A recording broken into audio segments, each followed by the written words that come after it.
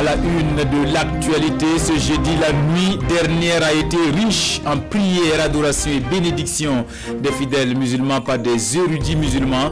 Un moment de ferveur en guise de célébration de la naissance du prophète Mahomet. Mauloud 2020 à Amdalaï et à la grande mosquée de Ouagadougou, mais aussi à Ramatoulaye dans le Yatenga. C'est à suivre en début de journal. Nous serons également dans les cascades région haute des festivités du 11 décembre, escale à Niangologo pour la conférence thématique sur la résilience face à la double crise sécuritaire et sanitaire que vit le pays cette année. Voilà pour le sommaire de ce 13h. Mesdames et messieurs, merci de nous suivre. Collaborer pour la justice et la piété. Ne coopérez pas dans le péché et la transgression. C'est le thème du Mauloud cette année 2020, jour de naissance du prophète Mahomet, le prophète de l'islam. Paix, sécurité et cohésion sociale. Hier nuit à la grande mosquée de Ouagadougou, les fidèles ont dû taire leurs divergences pour commémorer ce jour spécial. Ambiance dans ce reportage de Adama Guiti et Sekou Zango. Mauloud ou la naissance du prophète de l'islam, commémoré à la grande mosquée de Ouagadougou.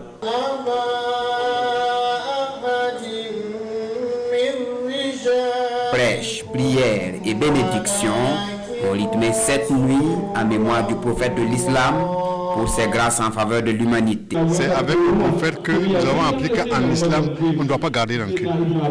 L'islam, c'est la religion de paix, la tolérance. C'est pour ça, si vous avez remarqué ce soir, toutes les communautés ont été invitées. Ensemble, chacun a prôné la paix. Mauloud 2020 se tient à quelques jours du début des joutes électorales et les musulmans ont prié pour un scrutin apaisé. Demande a été spécialement adressée à la communauté musulmane pour une entente en leur sein. Vous connaissez la situation qu'il y a au sein de la communauté musulmane, mais ils ont tenu à faire une commémoration collective donc, qui engage toutes les parties. Et nous sommes venus donc, les saluer, les encourager à cette entente et à cette cohésion au sein de la communauté musulmane. Nous rentrons dans une période électorale qui peut être source de perturbations, qui peut être source de troubles. Et donc nous avons souhaité que la communauté musulmane puisse prier afin que nous puissions passer cette étape des élections dans la paix. La paix au Burkina Faso, c'est le maître mot tout au long de cette commémoration du Mauloud 2020. Fidèles musulmans et non musulmans se donnent ainsi la main pour un Burkina Faso de paix et de cohésion sociale. Sekou Zango, tradition également respectée au quartier Amdalaï de Ouagadougou à l'appel du guide spirituel, le cheikh Aboubakar Doucouré. De nombreux fidèles musulmans du Burkina et d'ailleurs étaient à ses côtés hier nuit pour prier et adorer Allah. Dans l'assistance, il y avait aussi des autorités coutumières, administratives, politiques et des représentants d'autres confessions religieuses. Précision de Rasmane Zoundi et Issia Kanana. Nuit de prière, d'invocation et d'adoration. Les fidèles musulmans du quartier Amdalaï de Ouagadougou célèbrent ainsi le Mouloud ou la naissance du prophète Mahomet. Venus des quatre coins du Burkina et d'ailleurs, ces fidèles répondent ici à l'appel du cheikh Aboubakar Doucouré. Occasion pour le guide spirituel de rappeler la vie et le parcours du prophète de l'islam. Il est notre exemple. Nous profitons de ces occasions comme ça qui regroupent des milliers de gens. Pour les faire connaître notre noble prophète Mohammed sallallahu alayhi wa sallam. Donc nous profitons de l'occasion du Mauloud pour prier beaucoup notre Seigneur pour la paix sociale et pour la stabilité de notre monde. Prier pour la stabilité du Burkina et du monde entier et à ce rendez-vous annuel, membres du gouvernement, autorités administratives, coutumières, politiques et représentants d'autres religions, tous comme un seul homme, invoquent Allah pour la paix, l'union, la tolérance, la solidarité et la cohésion sociale au Faso. Et à l'heure des échéances électorales, ces fidèles musulmans prêchent pour un scrutin apaisé et accepté de tous. Vous avez déjà prié beaucoup pour le Burkina Faso, vous avez remercié. Mais là encore, nous vous demandons de beaucoup prier. Qu'il y ait la quiétude, qu'il y ait la paix au Burkina Faso. Que les uns et les autres puissent avoir toujours à l'esprit que c'est le pays qui compte le plus. Et comme je l'ai souvent dit dans mon propos, lorsque nous partons aux élections, il ne faut pas qu'on ait à l'esprit les prochaines élections, mais qu'on ait à l'esprit les prochaines générations. Lecture du Coran, louanges, prêches, bénédictions ont surtout marqué cette nuit de la célébration du Mouloud ici à Abdalaï. L'occasion également de récompenser les meilleurs élèves qui se sont illustrés dans la lecture et la mémorisation du Saint-Coran. Ambiance similaire à Ramatoulaye, à une vingtaine de kilomètres de Ouaïguia. Ramatoulaye, lieu saint de l'islam, a accueilli du monde pour la nuit du Maouloud. Des fidèles musulmans venus écouter les prêches de Cheikh Aboubakar Maïga et d'autres guides spirituels. Irénée Kabouré et Moussaki, reportage. Ramatoulaye, ou la protection de Dieu. Il est 22h. Dans ce lieu symbolique de l'islam, situé à une vingtaine de kilomètres à l'est de Ouaïguia, la naissance du prophète Mohamed, ou le Maouloud, est encore célébrée sur fond de louange à Allah. Des fidèles musulmans, groupe après groupe, chacun se met à genoux pour recevoir des bénédictions du Cheikh Aboubakar Maïga II. Nous nous focalisons seulement sur les doigts. Ramatoulaye est connu seulement sur son message de paix, son message de culture, son message de cohabitation religieuse. L'événement mobilise. Les hommes et femmes en islam sont là pour écouter les prêches du guide spirituel de Ramatoulaye, assisté à son tour par des cheikhs d'autres localités. Ce qui m'a surtout motivé à venir ici, c'est pour suivre les enseignements que le cheikh va donner. C'est juste pour augmenter ma foi envers l'islam, augmenter aussi mon endurance et ma patience. Tout musulman doit aimer son prochain. C'est ce que Dieu attend de nous. Si nous faisons du bien, cela nous évite des problèmes. La célébration du Maouloud est aussi une vieille tradition à Ramatoulaye. Elle a débuté avec le Cheikh Aboubakar Maïga I, né vers 1980. Depuis lors, le village totalise 3 cheikhs. Actualité oblige. Ces fidèles musulmans implorent Allah pour la paix, la santé et les élections apaisées du 22 novembre 2020 au Burkina Faso. Autre point de l'actualité, un guide de reporters élaboré pour permettre aux journalistes de s'approprier le jeu parlementaire. Nos conférences sont actuellement à Koudougou pour l'exercice, une initiative du réseau des journalistes pour le traitement de l'information parlementaire. Amadou Ilboudo, Maxime Zango. Soutien davantage pour mieux couvrir les élections à venir, c'est l'objectif de cette formation. L'étape de Koudougou entre dans le cadre d'une série d'ateliers destinés à permettre aux hommes de médias de renforcer leurs capacités en matière de traitement de l'information. Ça vient à point nommé puisque c'est à travers ces élections que va se faire le renouvellement des institutions. Donc le président du FASO, les députés à l'Assemblée nationale. Donc, permettre aux journalistes de bien couvrir cette élection, je dirais c'est comme déjà aller un peu en avant pour voir comment bien faire venir les députés à l'Assemblée. À la base de cette initiative, le réseau des journalistes pour le traitement de l'information parlementaire. Une initiative qui a bénéficié de l'appui du Centre parlementaire canadien. C'est toujours dans la logique d'appui à l'Assemblée nationale qu'en tout cas il a été jugé nécessaire d'appuyer les journalistes à mieux diffuser l'information parlementaire. Dans une localité donnée, dans une province, par rapport à la répartition des sièges, ce n'est pas toujours connu des journalistes.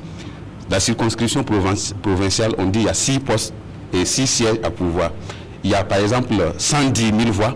On peut déjà, le journaliste doit être à mesure de savoir, en fonction du nombre de voix obtenues par chaque parti, combien de sièges ce parti-là peut avoir. L'éthique et la déontologie en période électorale. L'éthique et la déontologie dans un contexte de crise sécuritaire, voici les principaux éléments objets d'appropriation.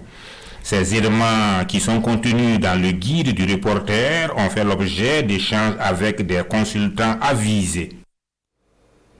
Citoyenneté, comportement responsable et patriotisme pour des élections apaisées, c'est le cri de cœur de l'association Peng Kuni qui, pour la 7e fois consécutive, a remis cette année 10 attestations de reconnaissance et des trophées à des ONG et à des personnalités qui œuvrent pour la cohésion sociale au Burkina.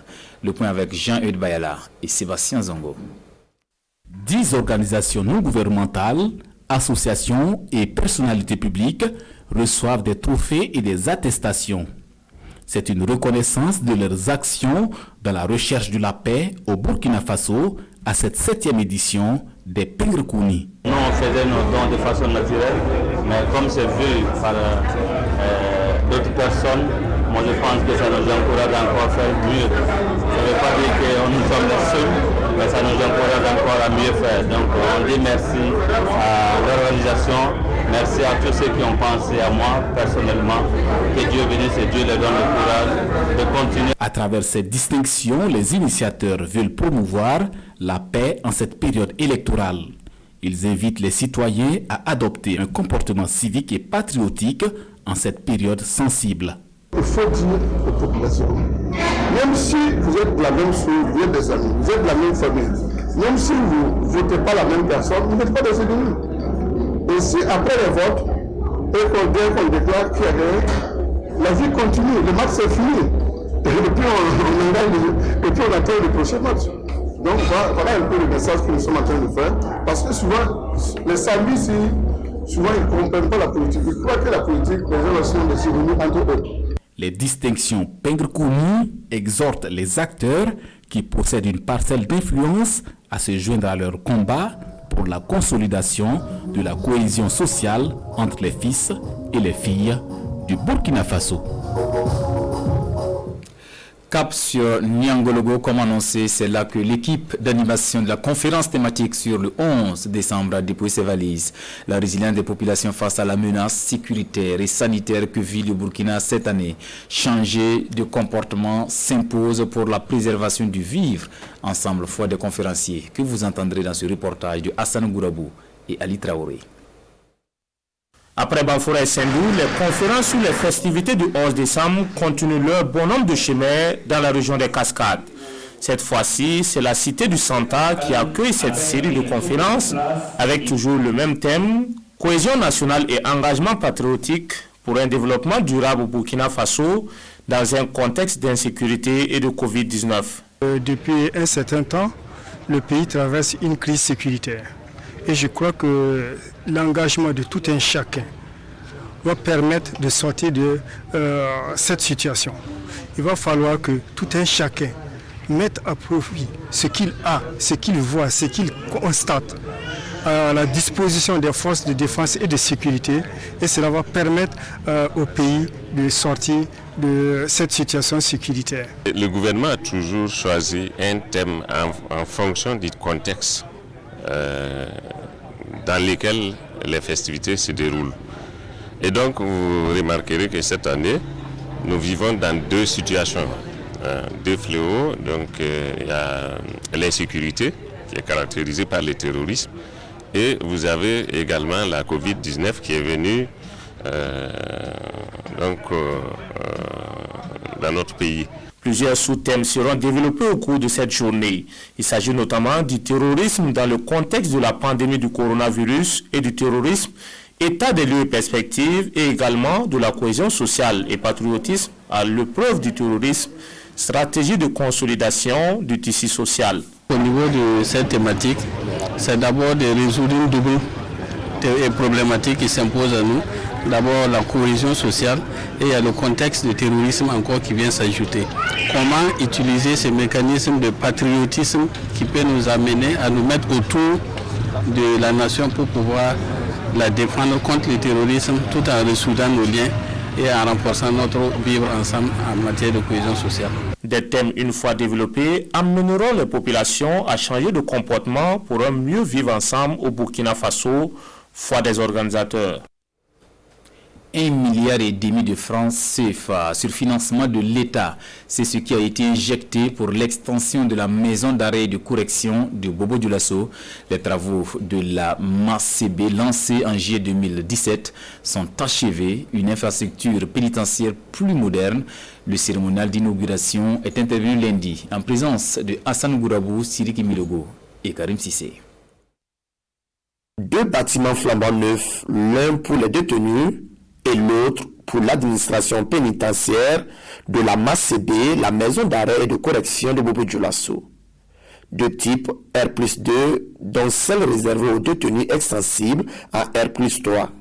Ces deux infrastructures vont résoudre le problème de surpopulation auquel est confronté ce centre pénitentiaire de Bobo Dioulasso. Un ouf de soulagement en ce sens que la maison d'arrêt était mise à l'index en termes de surpopulation carcérale. À partir de maintenant, nous allons inscrire de nouvelles pages pour la maison d'arrêt de correction de Bobo Dioulasso.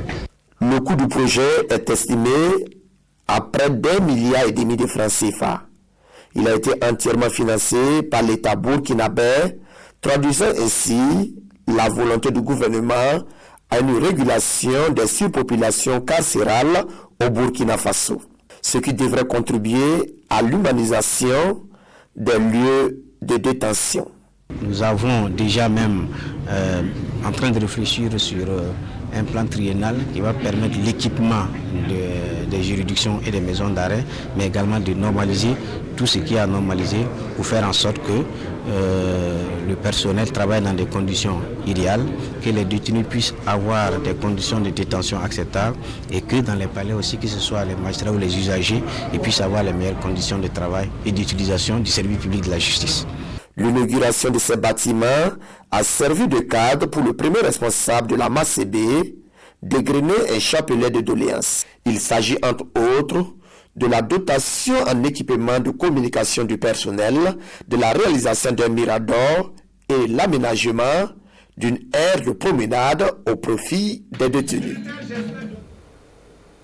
Zoom sur nos champions. Ils sont de retour au Bercail, les mains chargées d'attestations, de trophées et de chèques bancaires. La moisson est bonne pour les poulains de Pascal Yemboni Tiombiano qui remporte 12 prix au Galé en 23e édition.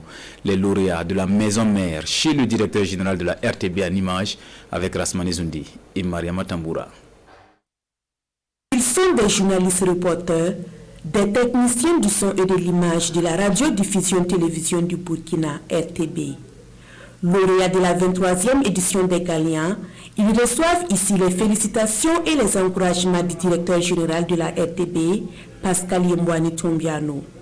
Un DG qui se dit satisfait et qui salue la qualité d'un travail récompensé à l'extérieur de la RTB. Vous savez que les Galiens, c'est une prestigieuse distinction dans le monde des médias, de la communication.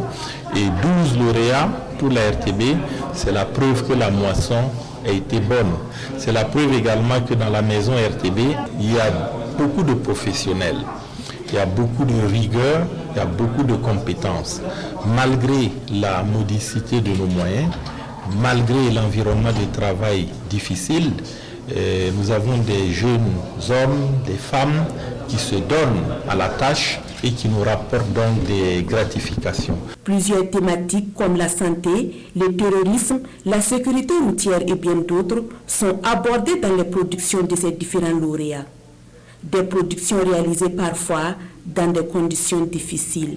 Pour produire une émission, ça demande beaucoup d'efforts personnels. C'est vrai qu'on est dans une structure qui nous offre le nécessaire pour faire le travail, mais cela aussi demande de l'abnégation, de l'imagination pour sortir un peu de l'ordinaire. Au total, 12 agents de la RTB ont été primés cette année au Galien. Des agents qui entendent travailler davantage pour le rayonnement de la radiodiffusion-télévision du Burkina. C'était là notre version de l'actualité de cette mi-journée. Merci de la fidélité au programme de la télévision du Burkina. À bientôt.